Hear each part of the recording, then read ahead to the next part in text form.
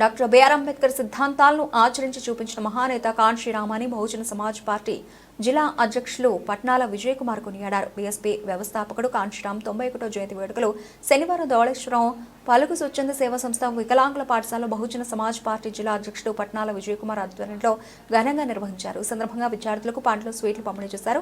విద్యార్థుల మధ్యన cake cut చేశారు. కార్యక్రమంలో ముఖ్య అతిథిగా మరి బాబ్జీ పాల్గొన్నారు. సందర్భంగా భక్తులు మాట్లాడుతూ బహుజనులకు రాజ్యాధికారం కోసం కృషి చేసిన కాన్షీరామ్ దేశంలోని అతిపెద్ద రాష్ట్రమైన ఉత్తరప్రదేశ్లో అధికారం వచ్చేలా చేసి చూపించిన నేత కాన్షీరామ్ అని కొనియాడారు. బీఎస్ఎన్ఎల్ రిటైర్డ్ ఉద్యోగి సుబ్బారావు, బీఎస్పీ నాయకులు కొంకి రమేష్, నక వెంకటరత్నం, రాజు, కె అబ్బులు, రాజానగరం ఇన్ఛార్జి బి కోటి, బి ఆకాష్, ఎన్ బాపిరాజు తదితరులు పాల్గొన్నారు. అనంతరం క్వారీ ప్రాంతంలో ఉన్న కాన్షీరామ్ విగ్రహానికి పూలమాలలు వేసి నివాళులర్పించారు.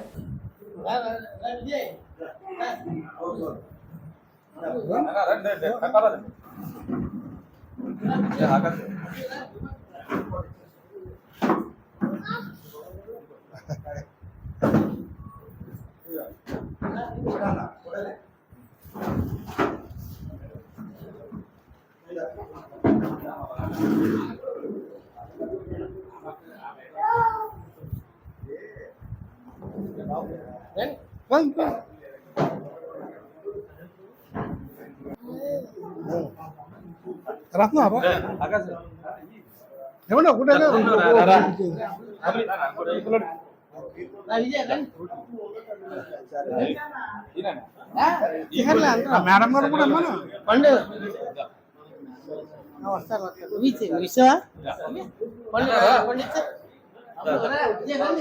కాన్షీరామ్ గారు జయంతి 91వ జయంతి కార్యక్రమాన్ని పలుకు స్కూల్లో చేయడం జరుగుతుంది. ఇది ఇక్కడ ప్రతి కాన్షీరామ్ జయంతి అంటే మీ స్కూల్లోనే చేస్తూ ఉంటాం ప్రతి సంవత్సరం కూడా. ఈరోజు దీనికి మనకి ఈ జయంతి కార్యక్రమానికి ముఖ్యంగా మా బిఎస్పి మాజీ నాయకులు మర్రి బాబ్జీ గారు, అలాగే బిఎస్ఎల్ శోభా ఎంఎస్ గారు, అలాగే వివిధ నియోజకవర్గాల ఇన్ఛార్జీల అధ్యక్షులు కూడా ఈ కేక్ కట్ చేసిన తర్వాత మన రమేష్ గారు 2 నిమిషాలు మాట్లాడతారు. ముందుగా కేక్ కట్ చేయించారు. అగ్గిపెట్టారు అదే ఓకే ఓకే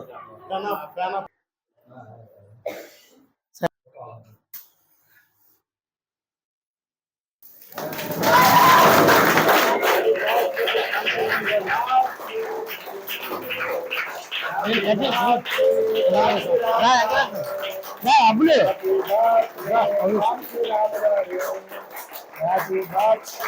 కాన్షీరామ్ గారు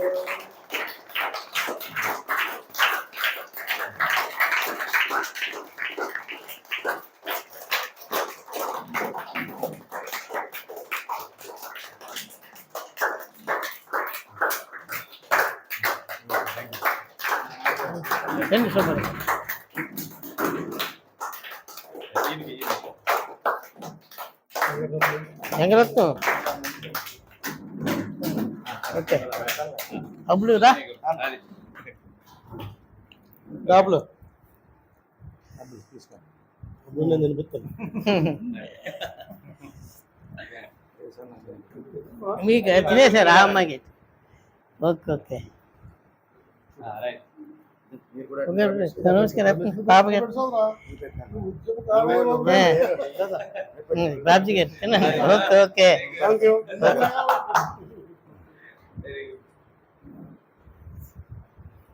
అబ్బులురా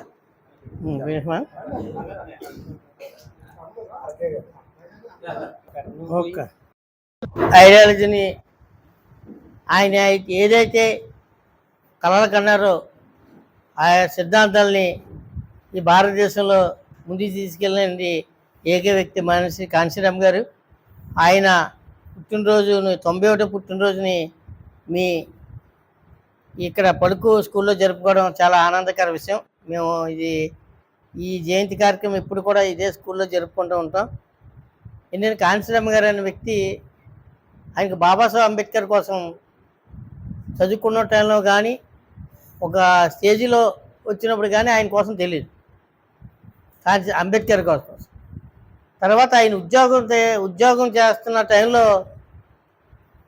అతని కింద పనిచేసే 4వ తరగతి ఉద్యోగి బాబాసాహెబ్ అంబేద్కర్ జయంతికి సెలవు తీసేయారని చెప్పేసి బాధపడుతూ ఆయన భోంచేయకపోవడం, చాలా నీరసంగా ఉండడం, ఆ బెంగెట్టుకోవడం, అది చూసిన కాంశీరామ్ గారు ఏంటి ఇతను 4వ తరగతి స్టూడెంట్ నా కింద చేసే ఉద్యోగి, ఇతను ఎందుకు బాబాసాహెబ్ అని చనిపోతే ఆయన పుట్టినరోజు సెలవు లేదని ఎందుకు ఇలా చేస్తారని తెలిసి ఆయన కోసం అప్పుడు అంబేద్కర్ కోసం తెలుసుకుని అప్పుడు అంబేద్కర్ ఐడియాలజీ ఏంటి ఆయన పుస్తకాలు చదువుకున్న తర్వాత కుల నిర్మూలన అనే పుస్తకం చదివిన తర్వాత ఆ పుస్తకం ఒక్కసారి చదివిన కాకుండా ఒక 5-6 సార్లు చదివిన తర్వాత అప్పుడు బాబాసాహెబ్ అంబేద్కర్ కోసం తెలుసుకుని ఈ భారతదేశంలో బాబాసాహెబ్ అంబేద్కర్ ఐడియాలజీ ఏంటి అనే ఆలోచనతో ఈ భారతదేశంలో పనిచేస్తే అంబేద్కర్ ఫలాలు అనిపిస్తున్నారు కానీ అంబేద్కర్ ఐడియాలజీని ఎవరు కూడా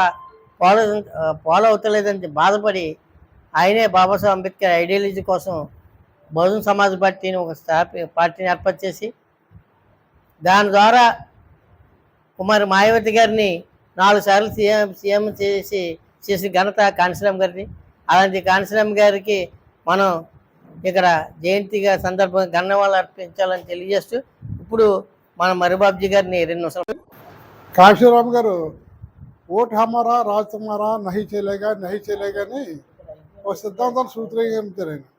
ఆయన 85% ఎస్సీ ఎస్టీ బీసీ ముస్లిం ప్రజలకు 15% ఉన్న వాళ్ళకి ఓట్లేసి వాళ్ళ రాజ్యాధికారంలో తీసుకొస్తున్నారు.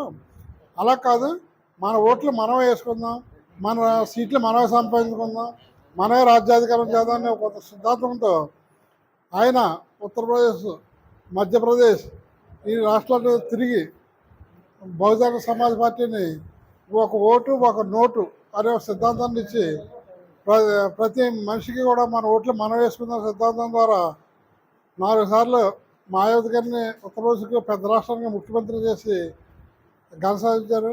అలాగే కాశీరామ్ గారు కొంతకాలం జీవించుంటే దేశ ప్రధాని కూడా మనం చూసి ఉండేవాళ్ళం. ఆయన ఒక నిస్వార్థమైన సేవలు మనకి ఎప్పుడు తెలుసుకోవాలి. ఆ కాశీరామ్ గారికి నిజమైన నివాళంటే మన ఓట్లు మనం వేసుకోవాలి, ఓట్లు అమ్ముకోకూడదు, మనవాది పార్టీలు ఉండకూడదు అనేది మన ఎస్సీ ఎస్టీ బీసీలు అందరూ గుర్తించాలని కోరుకుంటున్నారు.